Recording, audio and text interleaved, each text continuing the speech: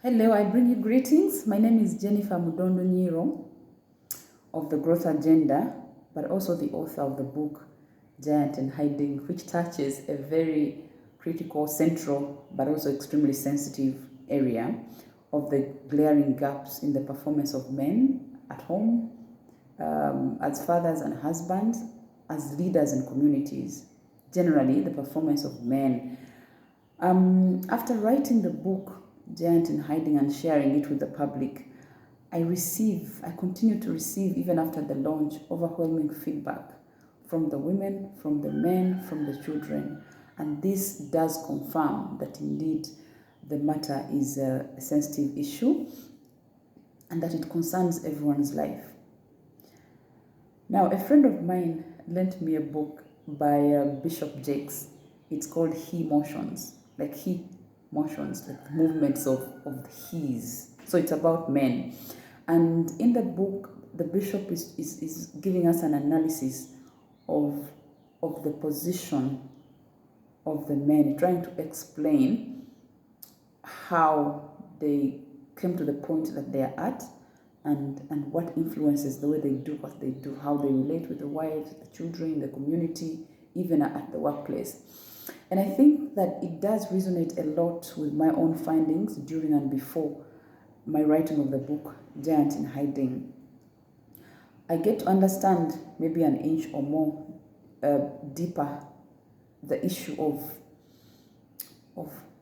the men. And now I would like to address us, but especially the men, and say this.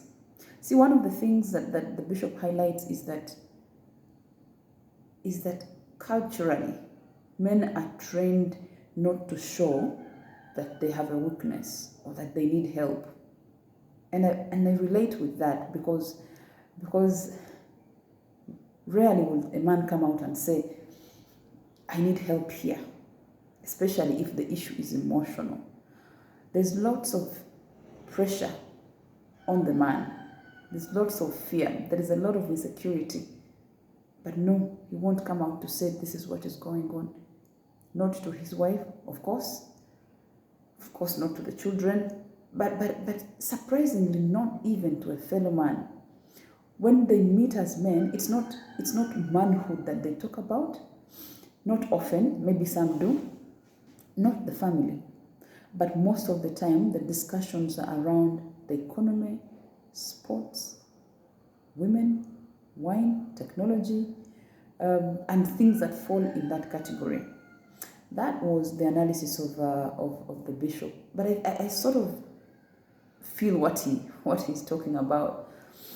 And for me, what I get from it is that we should start to encourage our brothers, our husbands, to open up about the wounds that they feel that are eating them up. Because you see, if we keep quiet, it won't stop. It's actually getting worse.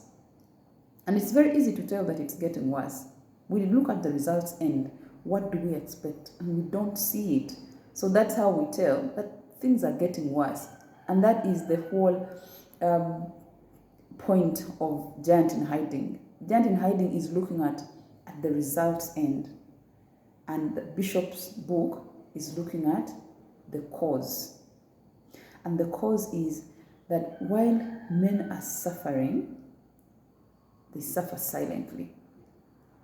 So society does not even get to notice that there is a big problem, and it's a huge problem.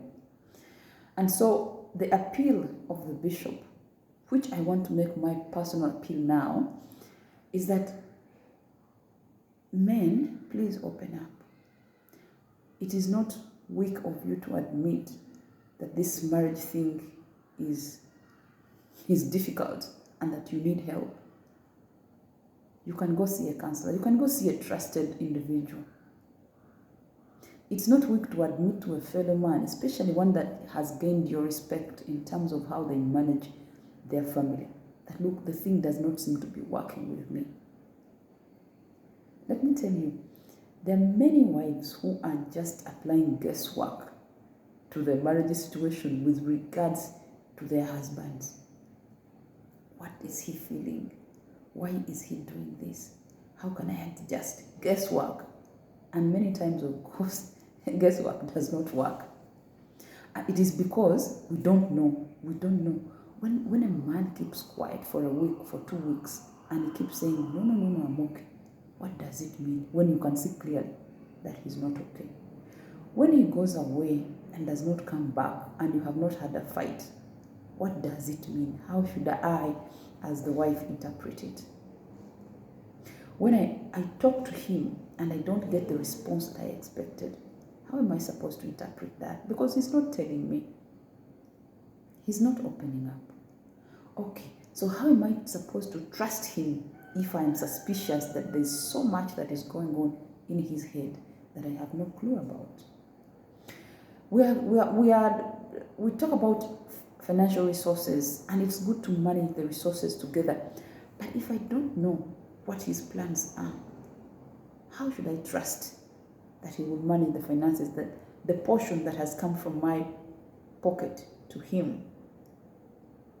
If he does not have time at all for the children and he does not seem to care, how should I interpret it? There's so many questions that we have.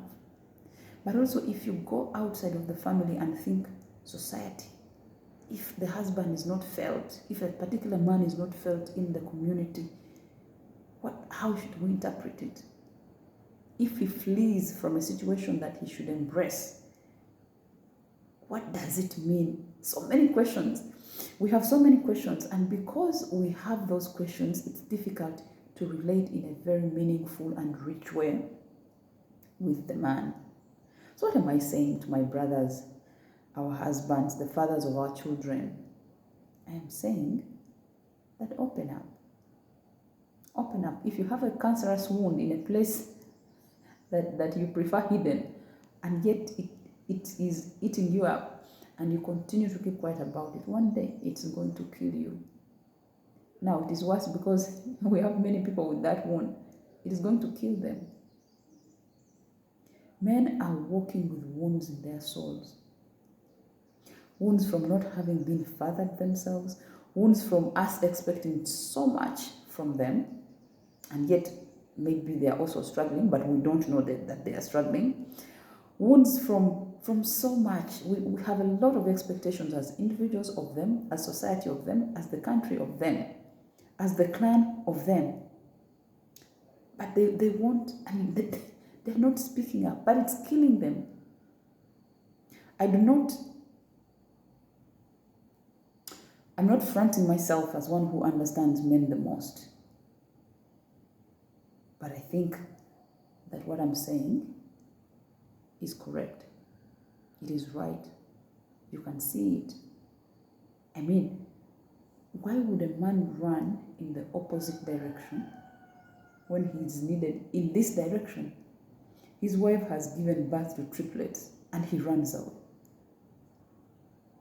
Now, those of us who see that think something is wrong with him.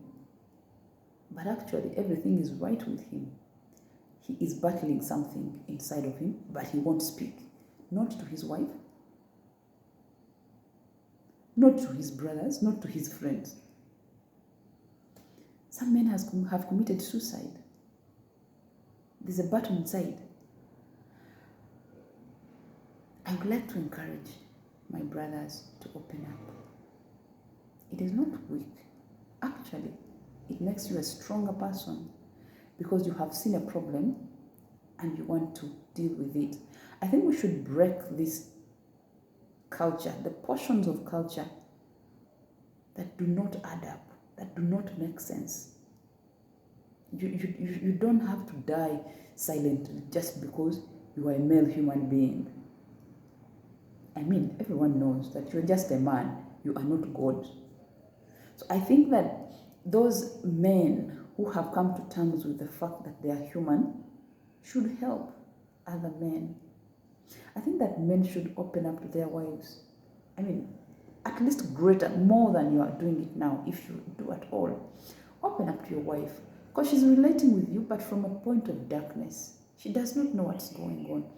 You have all these problems, you have all these challenges, and she doesn't know. So she continues to give you that list of requirements. She continues to support, rather, she continues to expect you to support her in certain respects. But look, inside of you, you know that you are struggling to do that.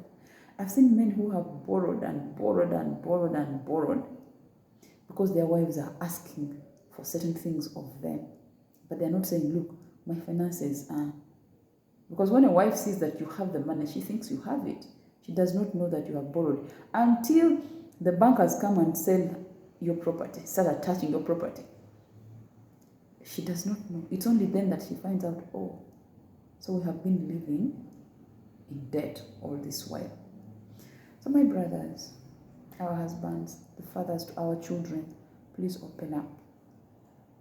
It is human, it is normal, it is manly to open up. My name is Jennifer, again, on the Growth Agenda, the author of the book, Giant in Hiding. It is a cry to the man to reposition himself as head. Thank you.